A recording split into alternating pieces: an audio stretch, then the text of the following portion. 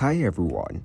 In this video, we will show you how to set up a welcomer bot on Discord. First, go to your web browser and search Discord bot list. Click on the first link to open the Discord bot list website. You will find different bots options here. Go to the top GG website and search for the welcomer bot. Press enter and scroll down to review all the bots options. Select the welcomer bot and click the invite button. Open the Discord website and add your server. Select your server and click on Continue. Review the terms and services and click the Authorize button. You have to verify that you are human, so click the I am human button. Solve the puzzle and click on the Verify button. After the verification, you will be directed to your Discord channel. Go to the text channel section, which is on the left side. Select #general and the welcomer bot will be joined. Click on the plus button and add a new channel name.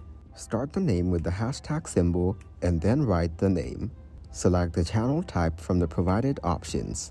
To keep this private, toggle on the private channel button.